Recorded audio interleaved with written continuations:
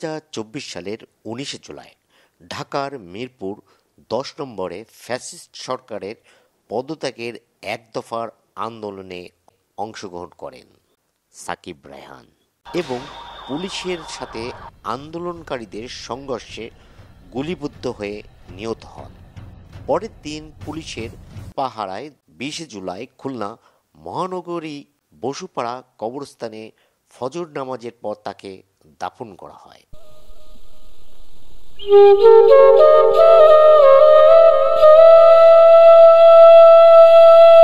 সেই শোক এখনো তাজা হয়ে আছে মা নুরুন্নাহার বেগমের বুকে। ছেলের ছবি বুকে এনে তিনি এখনো কেঁদেই চলেছেন। তার প্রতিটি নিঃশ্বাসে যেন মিশে আছে সাকিবের স্মৃতি।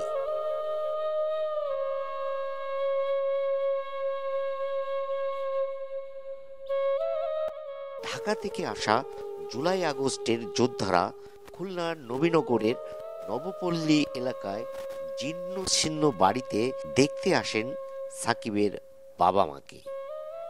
এ সময় সাকিবের বাবা মা সন্তান সমতুল্য জুলাই যোদ্ধাদের কাছে পেয়ে আবেগে আপ্লুত হয়ে যান।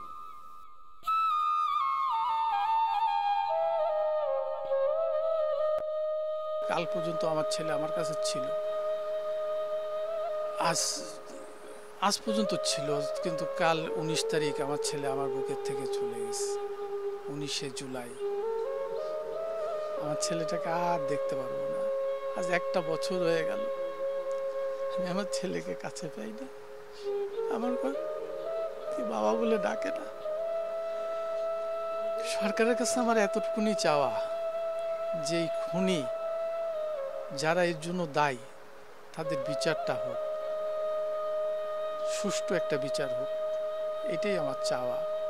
মানে মুখ দিয়ে কত কিছু বলতে চাই, কিছুই তো বলতে পারি না। যে সময় আপনারা আসেন আমরা কিছু বলতে পারি না, কিন্তু তার আগে থেকে কত কিছু বলার থাকে, কিন্তু কিছুই বলতে পারি না। ঠিক আছে, কিন্তু আমার চাওয়াটা, আমি চাই যে আমার ছেলে হত্যার বিচারটা হোক।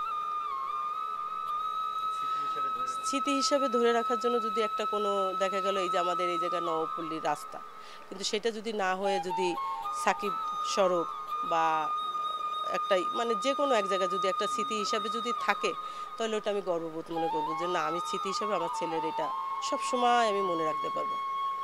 ঠিক আছে, আমি এইটাই চাই। হ্যাঁ, মনে করাই দেবে। সবাই ভুলে গেলেও আমরা এটা দেখলে আর ভুলবো না। কথা বুঝছেন, আমাদের এইটুকুই চাওয়া, আর কিছু চাওয়া নেই। সাকিবের বাবা আজিজুর রহমান তিনি নিজে একটি ছোট্ট মুদির দোকানের ব্যবসা করেন। সাকিবের বাড়িতে আগের মতো সবই আছে, কিন্তু সাকিব নেই। সাকিবের আত্মত্যাগের কথা হয়তো সবাই ভুলে যাবে। সাকিবের স্মৃতি ধরে রাখার জন্য অন্তত খুলনায় একটি রাস্তার নামকরণ করা হোক।